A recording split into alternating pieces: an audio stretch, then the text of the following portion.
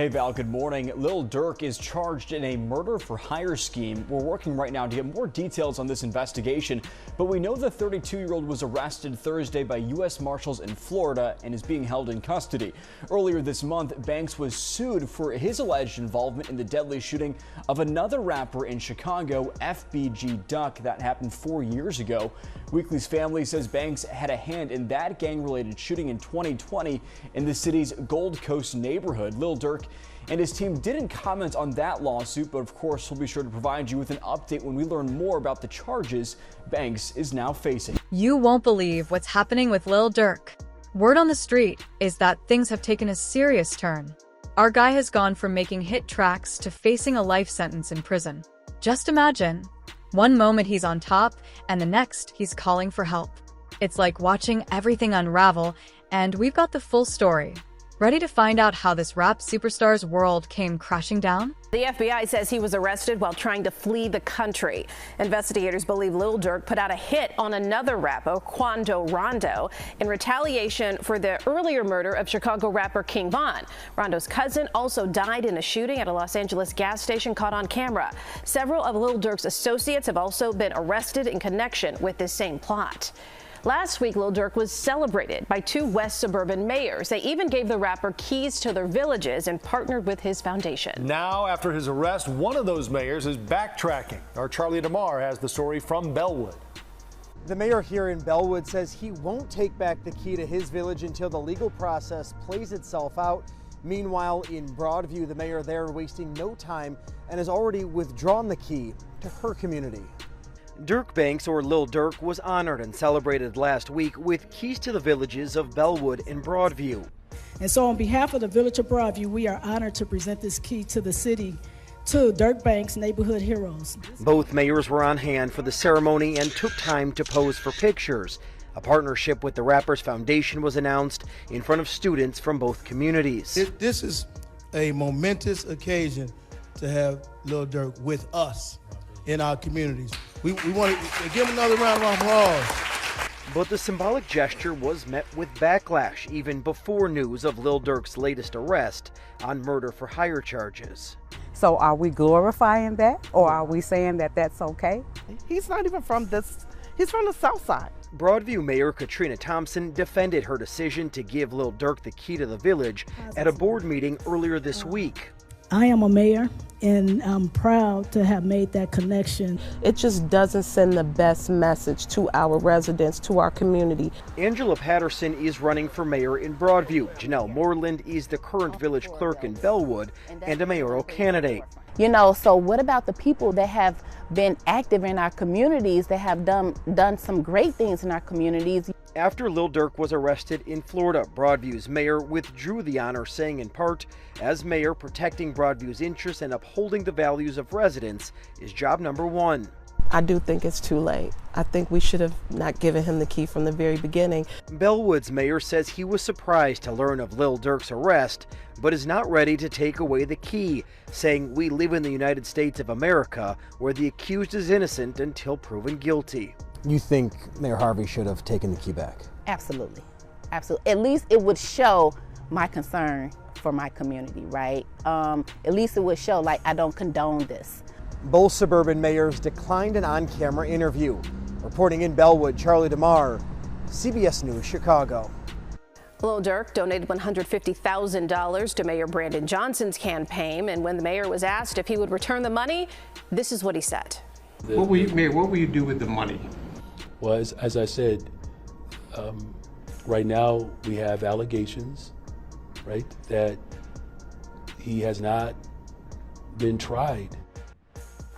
The mayor went on to say Lil Durk has been instrumental in helping children in Chicago. For the second time in more than a month, a vandal broke the windows of a Palestinian cafe. Surveillance video shows the vandal with a bat smashing 3 windows and a glass door at the Nabola Cafe in Uptown. One of the windows displayed the Palestinian flag that had been moved after the same thing happened back in September. The owner believes they're being targeted because he's a Palestinian-owned business that has spoken out in support of Palestine amid the war in Gaza. They're targeting us because we're Palestinian and we're really upfront and open about Palestinian liberation. If a Palestinian flag and if speaking out against genocide makes people uncomfortable, then like, it's not my problem. Remember when Lil Durk was living large, showing off on Instagram? Just a while back, he was at the top of his game, dominating the rap scene like nobody else. Starting from his tough roots in Chicago's Englewood neighborhood to landing chart-topping hits, Durk was the ultimate success story. Only months ago, he was dropping tracks left and right, collaborating with the industry's biggest names. His album 7220 even hit #1 on the Billboard Top 100, and he was riding high. Durk was living the dream, posting photos of his lavish lifestyle, designer clothes, and stacks of cash. His Instagram was booming, with millions of fans loving every glimpse of his success. But as they say, the higher you go, the harder you fall. And Durk's fall? It was intense. 1 minute, he's on stage at a sold-out concert. The next, sirens are blaring, and cops are everywhere. It was like a scene straight out of a movie when they arrested him in Atlanta right after his performance. Eyewitnesses say it was surreal. Dozens of officers, guns drawn, surrounding him and his entourage. Just imagine, 1 second, you're in the spotlight, hyping up a roaring crowd. The next, you're face down, handcuffed, with police yelling orders, asterisk, asterisk. Why is like Wack trying to push this whole narrative about that specific? Do you think he's being genuine?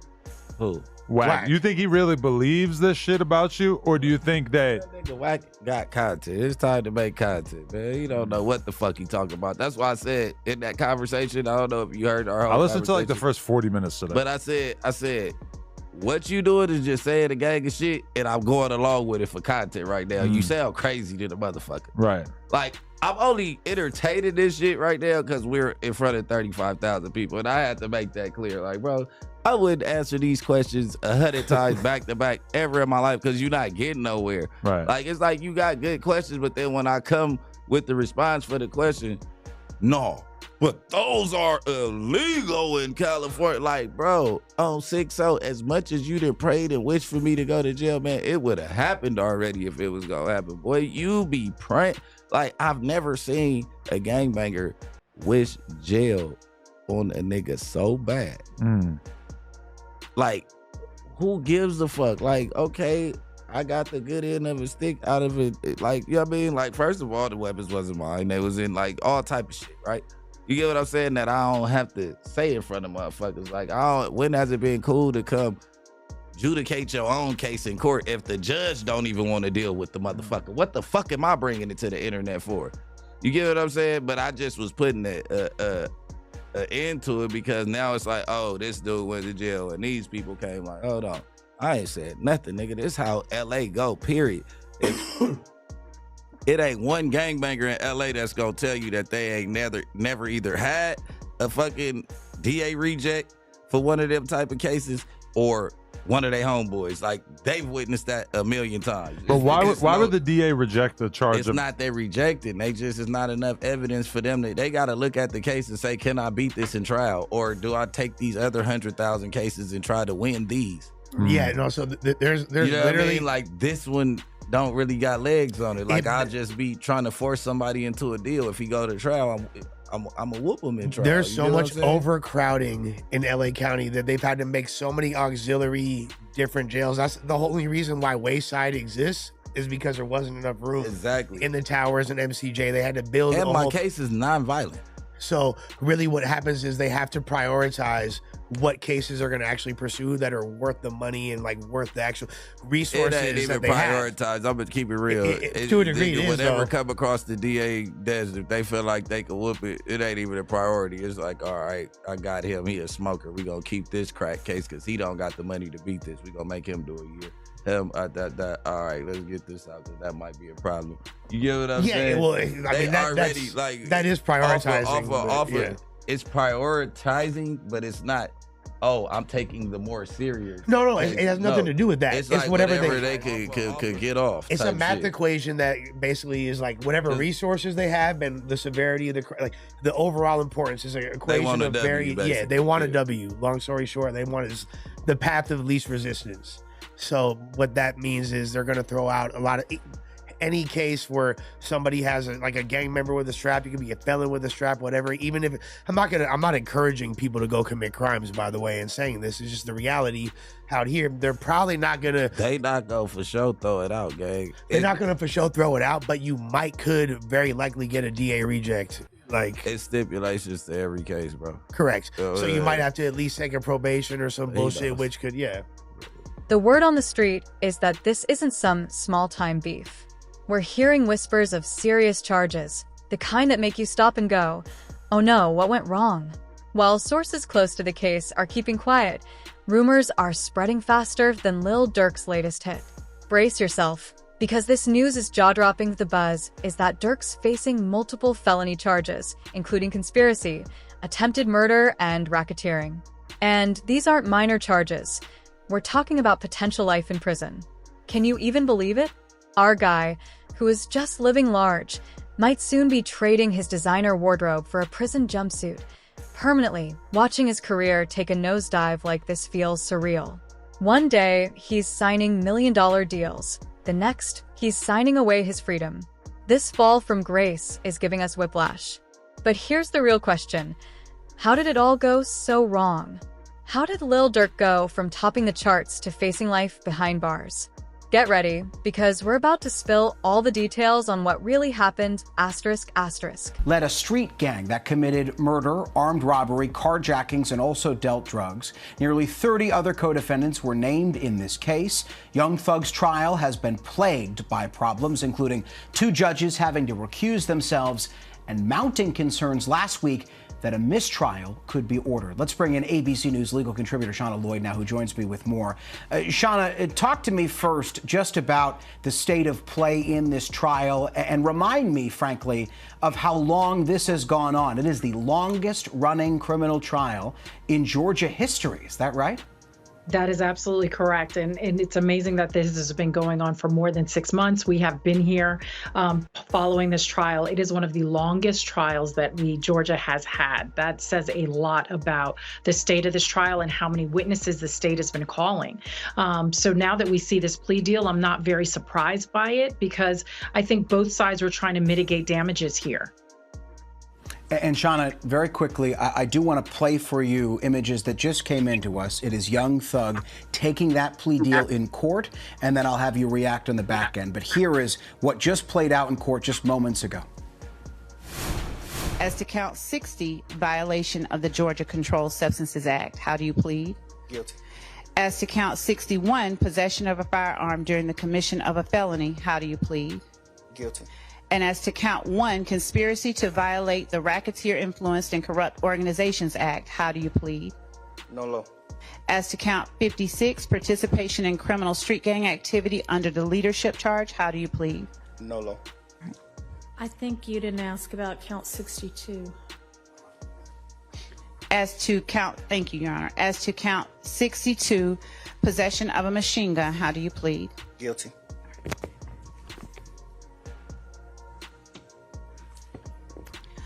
Are you pleading guilty to the offenses you have indicated because you are in fact guilty of these charges? Yes. And Shauna, something that I heard there, tell me if I'm wrong here, is to some charges he's pleading guilty, to some charges he's pleading nolo contendere, which means no contest. But also, very quickly, it looks like we've gotten here because there was an issue at trial last week where there was this witness who divulged sensitive information on the stand, and there were these concerns that there could be a mistrial, and essentially you'd have to start the clock all over again, and you'd have to have this long trial all over again. How did we get here to this point where prosecutors and defense attorneys obviously wanted to deal?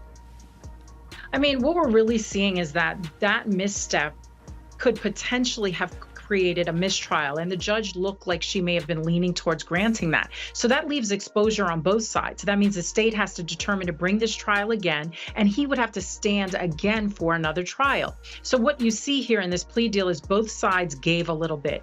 He pleaded no contest to some of the charges. The direct charges that were linked to him directly, such as the possession charges, he did plead guilty to. And the state gave up the opportunity to get a full conviction. They're getting a lot of probation here in this particular plea deal in order to get those those admissions of guilt. So both sides had to give a little bit, but in the face of a mistrial, when we're talking about the longest running trial in the history of Georgia, was really both sides trying to get what they wanted, their main objective out of this, and they each got a little bit. And explain to me why this trial went so long. It was a RICO case. It was just simply the fact that there were so many defendants and there was so much evidence to go through, or were there other factors that made the trial drag out to this point? So those were some of the initial factors. There were a lot of defendants. The state had a lot of witnesses, but we have to remember they had no direct evidence. So a lot of what they were using were lyrics and other things that were being used by the YSL team in order to get this conviction. So in order to build that kind of case, you need a lot of background, and that's what we were seeing by having so many witnesses. You won't believe what's being said about Lil Durk. Rumors are swirling, and what folks are saying is enough to shock anyone. Ready for this? Because once you hear it, there's no going back. Here's the scoop on what's got Lil Durk in hot water. The charges? They're no small deal. We're talking attempted murder, conspiracy, and racketeering. But that's just the start. Federal investigators are saying Durk has allegedly been running a whole criminal operation on the side. Can you imagine? The same guy dominating the charts, supposedly running things in the streets, too, and the details? It's a messier story than a love and hip-hop reunion. According to some sources, it all began with a nightclub shooting in Atlanta. Witnesses say Durk and his crew showed up and started firing shots, allegedly targeting a rival rapper and his entourage. But there's a twist. Other people claim Durk wasn't even there. It's like trying to solve a puzzle with missing pieces. Let's break it down. The shooting supposedly took place outside a high-end club in Buckhead around 1 a.m. Shots were fired, people were screaming, and by the end, 2 people were injured. And here's where it gets wild. One of the victims is reportedly tied to a gang that's been at odds with Durk's crew for years. A coincidence? The cops don't think so, but there's even more. Some eagle-eyed fans say they saw Durk on Instagram Live just before the incident, looking tense and talking about handling business. Then, after the shooting, his social media went dark for days. Suspicious, right? What's your emotion right here? No, You're saying he knows? Yeah, he's telling you what I'm trying to tell you. He's not. Yeah. So it's like common knowledge. Yeah. That's not crazy that he would get a DA reject in that situation, to be honest. I could make it a whole lot clearer for you guys because you kind of ran us in circles. The DA. I'm just saying, you would go ahead. No, you're talking. No. I think he feels like you're overwhooping in this conversation when he's it's his situation. About the DA reject, and then you telling them about the DA reject, but in some cases, in some parts that you got wrong that I'm trying to correct you. No, and you go ahead, please. But you're going back. No, to I'm allowing you to correct me. It's not even that deep. The DA, like we said, prioritizes. He's not rejecting the case. Ultimately, it doesn't hit the judge's desk. You never make trial calendar or whatever the case is, and a year later, because they can refile whenever they want to. Say that they dig back into the case and okay, now I'm gonna open it. They can refile as long as they haven't started proceedings, because and a DA reject would imply that proceedings haven't started, because once proceedings have started, if they stop it, then it's double jeopardy, so they can't. But, yeah. No, they can refile after proceedings. You won't let me get it out.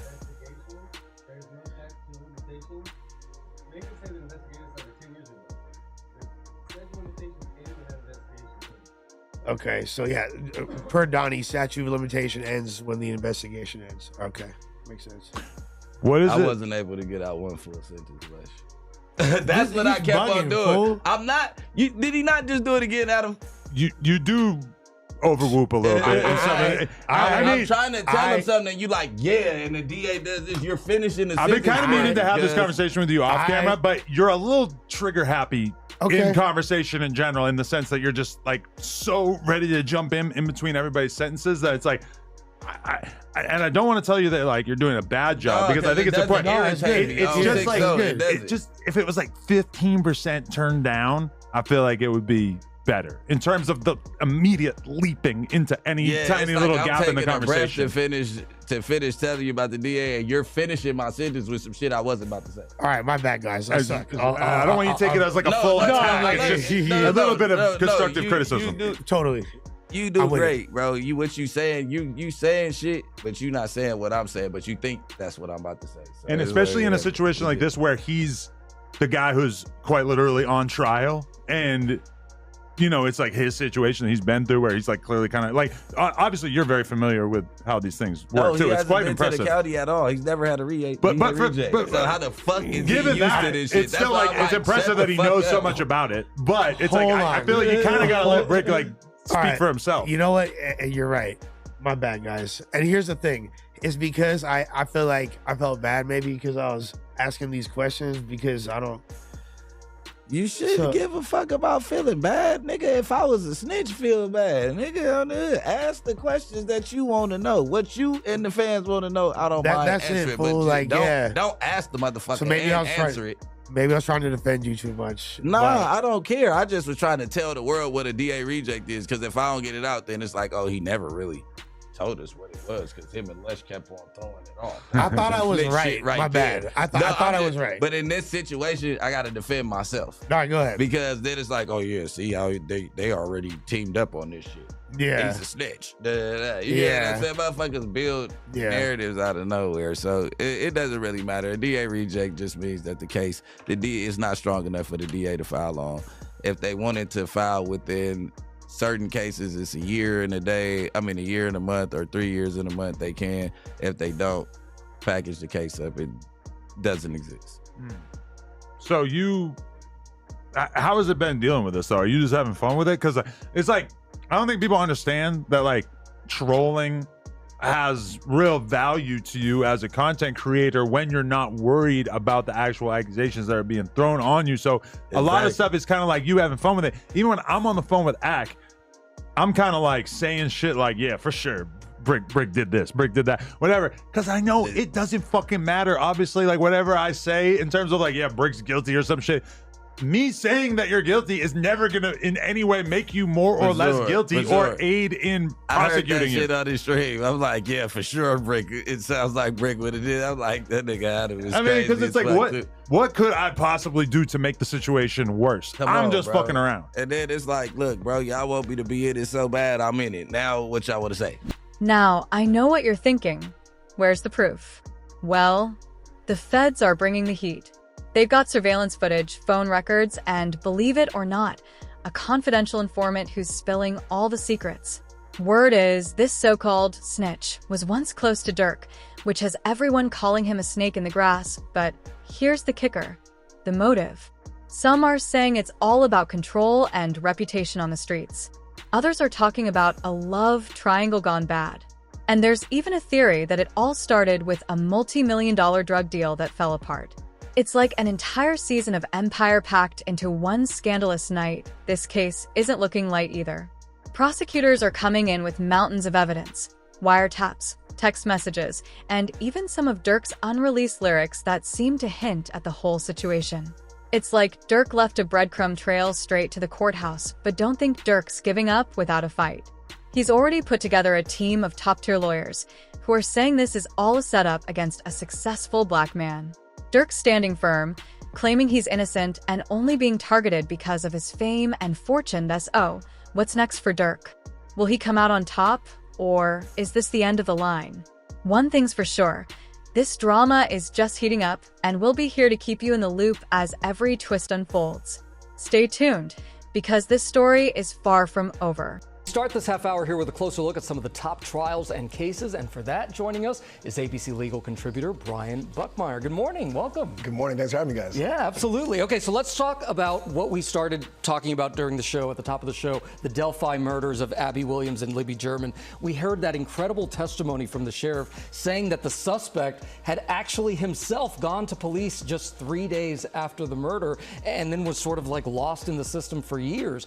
What's the latest on that? Because what's the strongest argument? We know he's pleaded not guilty. Yeah, so for the prosecution, some of the strongest arguments would be that shell casing that they said they were able to identify being close to the bodies that matches a gun that Richard Allen has, along with the testimony that we heard about his interrogation. Now, there is no video of the interrogation, so we have to look at it through the lens of the officer, which is not the greatest of lens if you're a defense attorney, but I think that's some of the strongest argument. When it comes to the shell casing, depending on who you ask, it can be considered to be more art than science or science than arts. It's really just an observation of the bullet and saying, hey, when the bullet cycles through the gun, we can see the kind of markings on it, and because of the markings on it, we think it goes to this gun. So both sides are going to argue as to whether or not that's an accurate representation or not.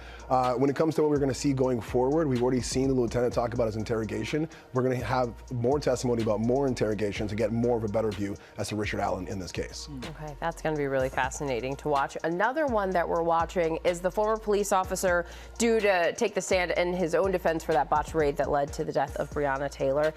He has pleaded not guilty to civil rights offenses. What can we expect in this federal trial? And I mean, many people are probably thinking, I remember hearing about this in 2020. How is this still a thing now? Let's dive into the latest scoop on what's really going on with Durk behind bars. They say the mightier they are, the harder they fall, and in Durk's case, this fall could be record-breaking. Word has it that life in jail is hitting him harder than expected, but who's he reaching out to? And what's the story there? Imagine this. Lil Durk, once living life at the top, now confined to a small cell. Sources close to him say he was in absolute shock when the handcuffs snapped on. He went from luxury outfits to prison clothes in the blink of an eye. And during the arrest, they say he was silent, almost like he was in disbelief. One moment, he's on stage. The next, he's being led away in cuffs. Now, let's talk about his behavior in jail, because it's stirring up plenty of drama. Apparently, he's keeping mostly to himself, barely speaking to anyone. At his first court appearance, it was like we saw a whole new Durk. The usual confidence was gone, replaced by a look of fear and confusion. It's like watching a fierce lion suddenly become a house cat, but don't think Durk's staying quiet completely. His team's been working nonstop, taking to social media to share messages of support and declare his innocence. They're even posting old photos of him with his family, reminding everyone that he's more than the charges against him. Is this a smart strategy or just a desperate move? Only time will tell. So the reason why you're still hearing about it is because this is actually Brett Hankinson's third trial. There was a state trial that he was acquitted of. There was a federal trial where there was a mistrial, and so they're trying him again for the second time. So if you're hearing it over and over again, it's multiple trials. And you're right, he's about to take the stand. And in fact, I was actually there for his state trial. I had the ability to interview Breonna Taylor's mother, speak to the defense attorneys after the acquittal, and even walk through the home where Breonna Taylor was killed. And I listened to some of his testimony, and I think when Brett Hankinson takes the stand, I think that's what's really having jurors having trouble with this case. Why it's been a mistrial the first time because they couldn't come to a decision. And I think his testimony tends to be very powerful, even though the evidence against him is very strong. Wow, that must have been quite the experience for you walking through that home too and seeing all that evidence firsthand. I do want to turn to another case that's getting a lot of attention. We're talking about a rapper, Lil Durk, won a Grammy, now accused of this murder for hire plot and arrested. What more are we learning about this case?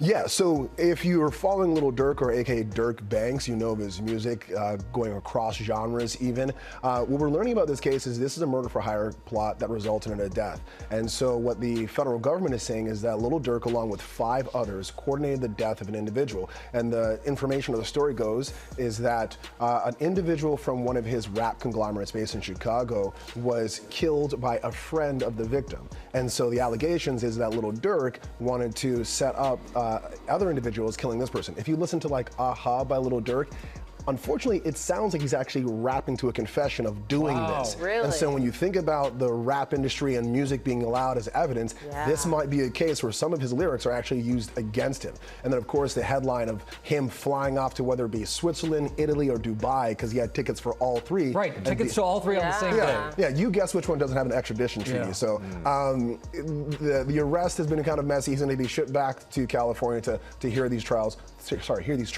along with the other co-defendants. Let's get into the latest buzz about Durk's unexpected cry for help. It's turning heads, and not in the way you'd think. In a leaked voice note from jail, Durk sounds like a whole different person.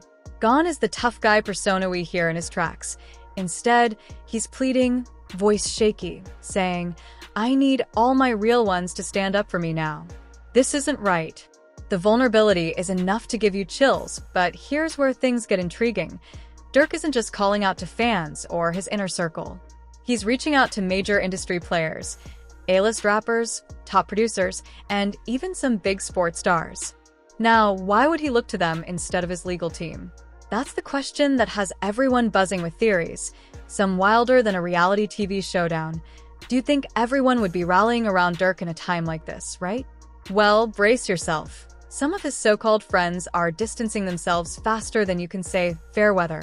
We're talking artists who've collaborated with him, now suddenly acting like they barely know him. But here's a twist. A few unexpected allies, even some former rivals, are stepping up and calling the charges bogus. It's like the whole industry is turning on its head, friends fading out while former foes show support. What does this mean for Durk's empire? You know, we're diving into that next. When a king stumbles, there's no shortage of people ready to grab the throne. And trust me, what's happening to Durk's legacy right now is about as juicy as it gets. Stay tuned.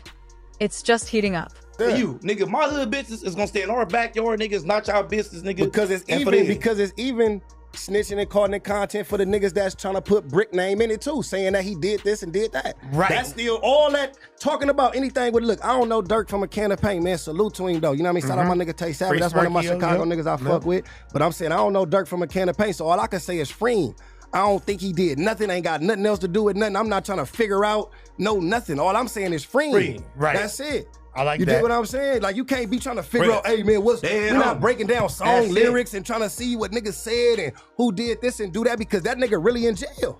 Now you gotta lead that to the motherfuckers. Come on, that's a police job. Ain't no fucking police job. Crips. Right. You get on this motherfucker, you trying to solve the motherfucking crime. For sure. That'll get us DP'd in our hood. We ain't nobody bigger than the program. Niggas get to getting up there talking and solving other niggas' cases. You gon' get a phone call. You gon' get a nigga all the time on here. You gon' get a phone call. Get a phone but call. niggas do it though. Yeah. A lot of niggas do it. You get what I'm saying? They just hide for a minute and they just stay out the, you know what I'm saying? I understand you a gang member, nigga. You still got niggas to answer to. Because once you get off the broadcast, nigga, for what you all saying, nigga, you gonna get a phone call, nigga. Sure. All that you lying to the media, nigga, that's out. On the hood. If you a real one, you gonna get a phone call. And a nigga, if you in the hood, like you say you in the hood, I'm in the hood. As soon as I leave here, I'm going to the hood. Nigga, I brought the hood with me. They gotta see it, nigga. I'm going to the hood when we leave here. I told Adams, nigga, let's stop the show. He said, where you going? I said, I'm going to the hood. You want to go to the hood? I'm going to the spot after this. You want to go to the spot? What Adams say? Huh? What The fuck you mean, nigga? Video in the hood. Everything in the hood. I bring my hood with me when I come. Every time, cuz. Nigga, I got my homies out there, my homegirls out there. Homies out there right now, same shit. That's how it is, though. And that's because why, they proud to see niggas doing something more positive, like you say. They know a nigga from knocking niggas out, doing all type of wild shit, all type of crazy shit. So when they see a nigga doing something like this, I'm gonna follow you there. Because if I could jump in the car with you to do some shit like that, why I can't jump in the car with you to do something like this? Right. You feel what I'm saying? Right. No. If you thought Durk's arrest was wild, buckle up. His entire empire is unraveling faster than a sandcastle in a storm. 1 minute, he's sitting as the king of Chi-Town, and the next, he's watching his world slip through his fingers. But here's the real shocker. Who's lining up to pick his career clean? Let's break down what Durk built, because it was no small-time operation. He wasn't just climbing the charts. He was running an empire. From his record label, Only the Family, signing fresh talent, to fashion collabs, tech investments, and even whispers of a reality show, Durk wasn't just making music. He was building a legacy. But we all know how fast things change in this industry. Once those cuffs clicked, it was like someone hit pause on his whole life. His album? Shelved. The tour? Canceled faster than a bad date. Those big sponsorship deals? Disappearing like smoke, and the industry's reaction? Icy. His label, Alamo Records, has gone silent. No statements, no support, just crickets. And those big-name collaborators? They're backing off, cutting verses, pulling features, and wiping tracks off streaming platforms like they're erasing him from music altogether. But it's not just the music that's taking a hit. The fashion brands he endorsed? Dropping him like he's yesterday's news. His own clothing line? Stores are pulling it from shelves like it's going out of style. And at this rate, it just might. Even his social media is taking a hit. Followers are jumping ship, and those blue check marks might as well be turning red with all the accounts going silent.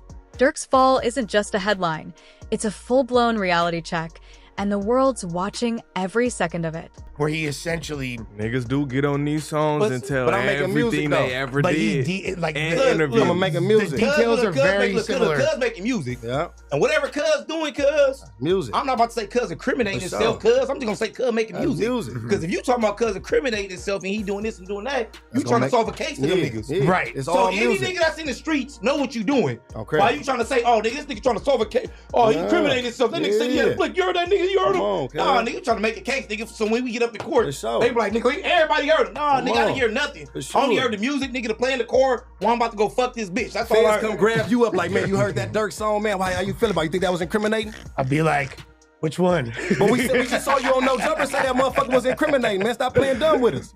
Oh, that song right See, there. you doing too much Owen and Owen. I ain't got nothing else to say. See, You know what I'm saying? Well, now you see what we talking about, Too cuz. much Owen and Owen. I ain't got nothing to say, nigga. I don't know. I ain't saying I ain't nothing. That's it. That's it. So to be fair though, Trap Lord Ross is not a Yeah. street dude. For sure. You know what I'm No, saying? he not. He not involved in any of that. But that's even No. more of a problem, though. Is it wrong for him? No, but that's more a problem because at the end of the day, like I told Cuz, when you get up there, Cuz, and you get to talk about certain shit, and you go into detail, nigga, you get up on here.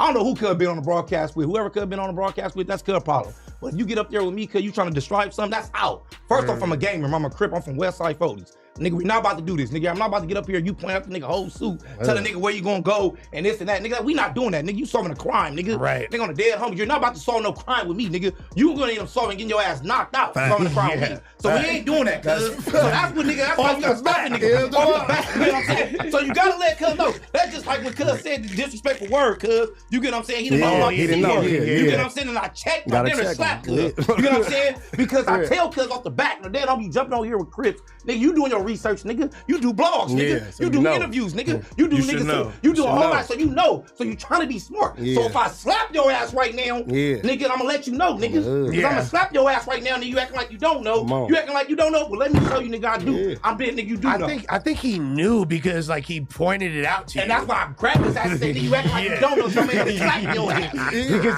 if he I did, was about to slap your Because ass. niggas do that too, though. Okay, so- Yeah. How did But I niggas miss do that this? too, though, for content. happened? How did I miss Understand this? that niggas be on these platforms. What happened? Cuz get up here, Tell Cuz him gonna play. say the One mic, disrespectful. one mic. Cuz gonna get up there, Cuz gonna say the disrespectful C word. I'm like, whoa, nigga, I'm about to slap Cuz. What the fuck wrong with you? I don't know, man. I'm not from out here. Look, you see what I'm talking about? I'm gonna slap Cuz so bad it's coming out. He like, no, Cuz. He like, no. He like, no, man. I didn't know. Nigga, you did know. Nigga, watch your mouth. Nigga, I'm a Crip. Motherfucking It's Crips mouth. watching this. Nigga, fuck wrong with you? He like, oh, I didn't know. Nigga, all right, next time, nigga, don't do it then. Cause then you know what? I'm gonna break Cuz shit.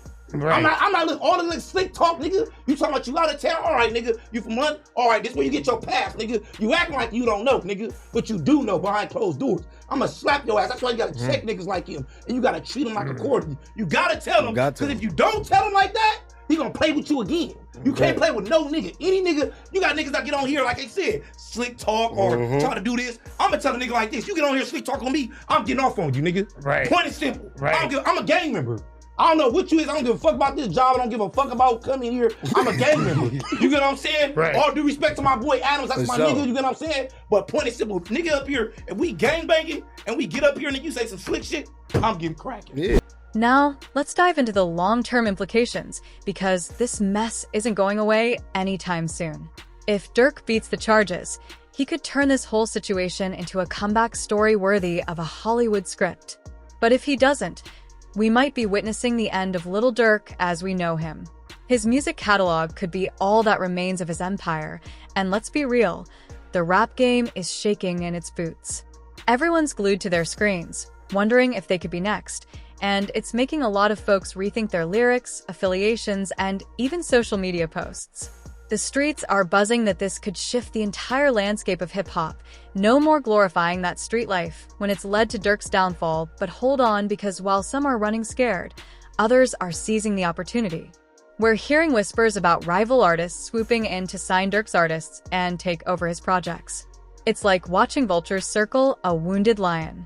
And get this, some industry bigwigs are already chatting about turning Durk's story into a cautionary tale. We're talking documentaries, books, maybe even a movie. It seems like everyone wants to cash in on Durk's downfall. So, what's next for our boy Durk? Is this the final chapter in his story? Or could there be a plot twist coming? One ththing's for sure, the rap game will never be the same after this. You know we'll be right here, watching it all unfold and spilling every last drop of tea. Back. I'm getting cracking, nigga. I feel any crip get up on this motherfucker and a nigga say any disrespectful shit, any gang member, period. Get cracking, nigga. Get cracking. Follow, you know, what's the rule in prison? Nigga be like, nigga, in prison, like the homies always tell you, they always say up here, if you get into it with a nigga, get cracking. We'll figure out what happened, nigga, later on. Nigga, but don't make it back to us and tell us what happened, nigga. If something happened right there on the spot, get cracking, nigga, and we'll figure it out when we come back to yours. Now, if you come make it to us and tell us the whole thing, and you just say nothing to the nigga, we gonna get cracking on them, but we about to get cracking on you too, because you bullshit. You made it to us with a whole story. Nigga, what happened to you? The fuck? Like, nigga made it back with a whole story? Like, bitch, you tell the nigga something. If you don't come beat up, nigga, don't say nothing, baby. Be loved up. It's better to be loved up. Girl, I can't even. Lil Durk's story is a wild roller coaster ride, right? 1 minute, he's riding high at the top of the charts, and the next, he's behind bars facing life. It really shows how quickly things can flip in this crazy music industry.